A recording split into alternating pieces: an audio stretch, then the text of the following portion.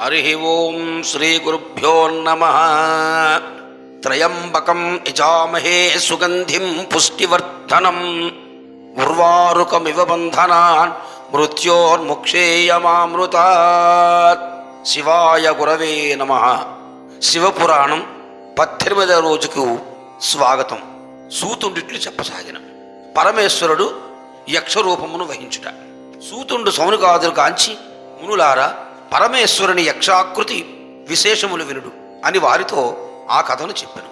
పూర్వకాలమందు సురులు అసురులు శ్రీమన్నారాయణ ఆదేశానుసారము పాలసముద్రమును మధించిరి. అంతటా ఆయన నుండి హాలాహలము విషము ఉద్భవించను. శంకరుడు ఆ విషమును మృంగి కంఠమునందుంచెను. అందుండి జనించిన లక్ష్మిని నారాయణుడు పెండ్లాడెను. ఐరావతాదులు దేవేంద్రుడు గ్రహించను. అమృతమును మాయా మోహనావతారము జనార్దనుడు దేవతలకు పంచిపెట్టెను. సింహక కుమారుడైన రాహువు అను దానవుడు దేవతల మధ్య నుండి అమృతము త్రాగబోయెను. రాహువు సూర్యచంద్రాదుల మాటలను రాహువు తన తలను జనార్దనుడు చక్రంతో నరికెను. అమృతమును తాకినందువలన రాహువుకు చావులేదు. అందుకు ఆ 2 ముఖములు, చెరి యొక్క భాగము, తల, తోక అతికి రాహువు అని పేర్ల గ్రహములతో స్థానమిచ్చాను. అందుకు దానివలన దేవదానవులు పోరాడగా దేవతల అమృతమును త్రావినందులకు దానవులను సంహరించరి. మిగిలిన వారు పాతాళమును తాగుకొనిరి.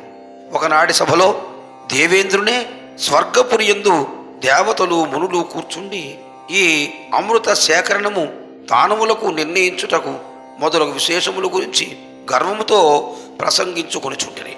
శంకరుడి దేవతల గర్వము తెలుసుకుని యక్షుని వలె ఆకారమును పొంది దేవేంద్రాదుల దరిచేరి, సురలారా, మీరు చక్కని మిక్కిలి గర్వముగా దానవ యుద్ధము గురించి మాట్లాడుచున్నారు. మీరు గావించిన మహత్తర కార్యములను గురించి తెలుపుడని అడిగాను. అంతటా దేవేంద్రుడు యక్షునితో ఇట్లండి, ఓయి వినుము.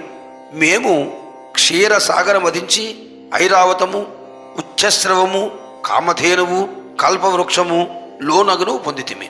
లక్ష్మిని నారాయణుడు పెండ్లాడెను. అమృతమును మేము ద్రావితిమి. రాక్షసులది సహింపలేక మాతో రణమునరించి సంహరింపబడిరి. తక్కువ గలవారు పాతాళమునకు పారిపోయిరి అని పలికిరి. యక్షుడు అది విని, ఓయి, మీ ఘనకార్యములు వింటిని. ఈ గడ్డి పలక ఎవరు కదల్చగలరో వారు గొప్పవారగుదురు అట్లు గావించి చూపెడలను. దేవతలది విని తమ తమ బలమును చూపి దానిని కదల్పలేక నమస్కరించి నిలిచిరి. అశరీరవాణి దేవతలతో, ఓయి, మీరు మోసము పొందుచున్నారు. ఈ యక్షుడు పరమేశ్వరుడు. మీకు స్వయం శక్తి లేదు. పరమేశ్వరుని కటాక్షంప కలిగిదిరి అని పలికెను. దేవతలు సిగ్గు చెందిరి. యక్షాకృతిలో ఉన్న పరమేశ్వరుని దయతో వారిని ఆదరించి, దేవతలారా, గర్వమును పొంది స్వయం శక్తి వలన కానేరదు. కానా శంకరుడిని ఆరాధించి సుఖింపుడని పలికెను. పిమ్మట పార్వతీ పరమేశ్వరుల కైలాసములకు ఎగిరి. ఈ కథను వినువారులకు, చదువువారులకు, వ్రాసిన వారికి పరమేశ్వరుల దయ వలన సమస్త సుఖమును పొందుదురని సూతుండు సౌనికాదులకు తెలిపెను. సౌనికాదులు హనుమంతుని కథ తెలుపమని అడిగిరి. ఇలా చెప్పసాగాను. సూతుండు సౌనికాదులు చూసి, మునులారా వినుడు. పూర్వము తారకాసురులను దానవుని సంహరించుటకు కుమారస్వామిని పుట్టింపవలని దేవతలు శంకరుని ప్రార్థించరి. అంతటా శంకరుడు తన వీర్యమును వీతిహోత్రమునందు నిలిపెనని తెలియను కదా. ఆ శంకరుని వీర్యము మహాబలులను వాయుదేవుడు హరించి తీసుకుని పోవుచుండను. దానిలో కేసరియకు వానశ్రేష్ఠుని భార్య అంజలీదేవి ఋతుస్నాయై తల విరబీసుకుని అరవిప్పుకొని చుండగా వాయుదేవుడి ప్రభావం వలన ఆమె ధరించిన చీర విడిపోయెను. అంతటా వాయుదేవుడు ఆమె అంగ సౌందర్యమును కాంచి ముగ్ధుడై తాను తెరచిన శివవీర్యమును ఆమె గర్భమునందు ప్రవేశపెట్టెను. అంజనీదేవి పరమ పవిత్రగాన పరపురుషుని స్పర్శ గ్రహించి శపించదనని వాయుదేవుని గద్దించను. వాయుదేవుడంత భయముంది ఆమెతో, దేవి, నేను వాయుదేవుండను. అమృతపానము చేసిన దేవతాదుల స్పర్శ పతివ్రతాభంగము కాజాలదు. అయినను దానవులను నిర్జించి రామ సహాయము చేయంగల పరమభక్తుడును ఈశ్వరాంశ సంభూతుడును మహాబల పరాక్రమశాలి యొక్క పుత్రుడు కలుగగలడు.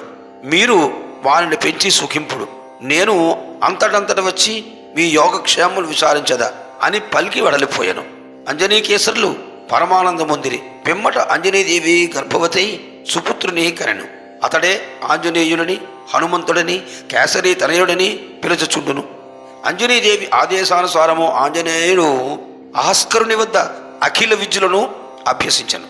హనుమంతుడు దివాకరుడికి నమస్కరించి విద్యాభ్యాసానంతరము గురుకట్నము కోరమనగా సూర్యుడు సంతసించి, నీ విజయ సంపత్తికి నీ సూక్ష్మ జ్ఞానమునకు సంతసించితిని.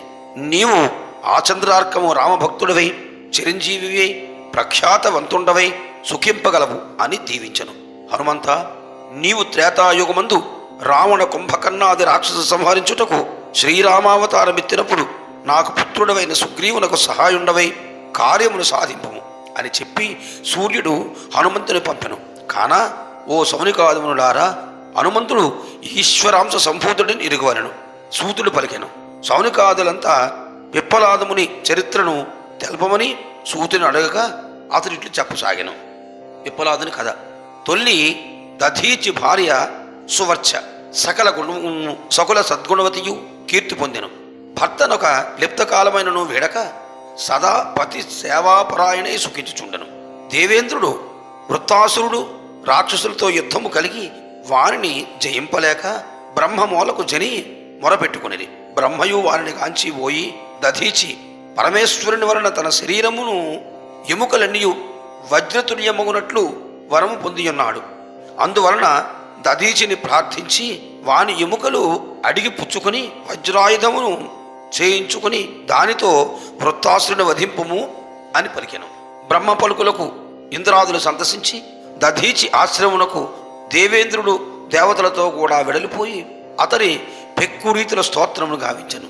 దధీచి దేవతలు వచ్చిన కోర్కెను తెలుసుకొని తన భార్యను ఇతరాశ్రమములకు తీసుకుని పొమ్మని శిష్యులకు చెప్పాను.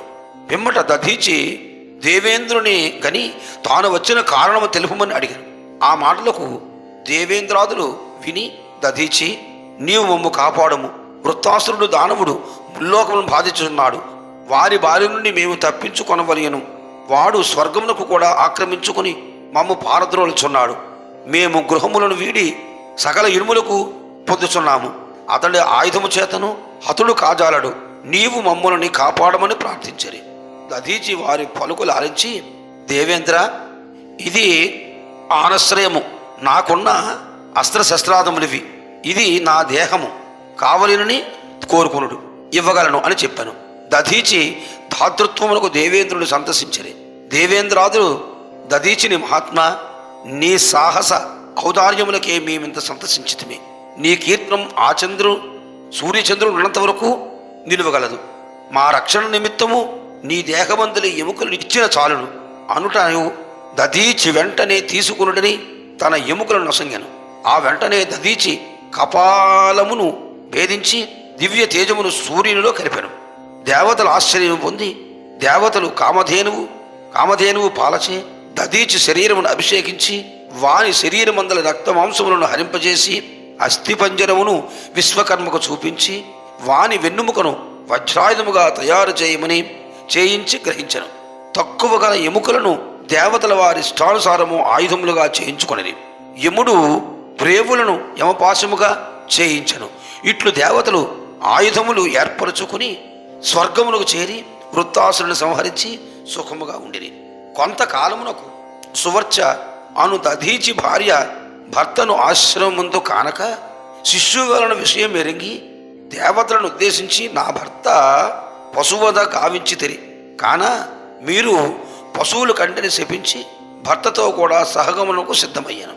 అంతటా శరీరవాణి, అతివా, నీ గర్భమున పుత్రుడు ఉదయింపగలడు.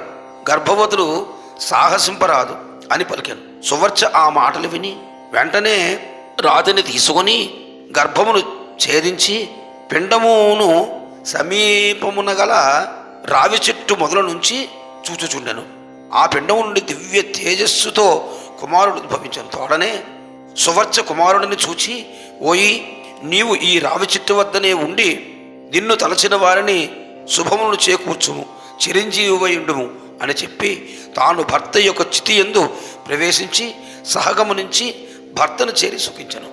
దేవతల శిశువును చూచి రాత్రి వలన గర్భభేదమొకట రావి చెట్టు మొదలుండుట చేతను రుద్రావతారమొకట చేతను పిప్పలాదుడని పేరు పెట్టి వారిని చిరంజీవి అయి అందరకు శుభములు కూర్చుమని సుఖింపమని పలికి తమ తమ సదనములకు జనిది. పిప్పలాదుడే పూర్వం పద్మయను కన్యను పెండ్లియాడి సుఖించుచుండెను అని సూతుండు సౌనికాదునికి తెలియపలికెను. సౌనికాదులు ఆహుకుని కథ చెప్పమని సూతుడు అడగగా సూతుడు చెప్పుచున్నాడు. సౌనికాదులారా వినుడు. స్వస్తి సహనా భవతు సహనౌ భునక్తు సహ వీర్యం కరవావహై తేజస్వినావధీతమస్తు మావద్విషావహే. ఓం శాంతి శాంతి శాంతి. సర్వే జనా సుఖినో భవంతు, సమస్తా లోకా సుఖినో భవంతు. తథాస్తు.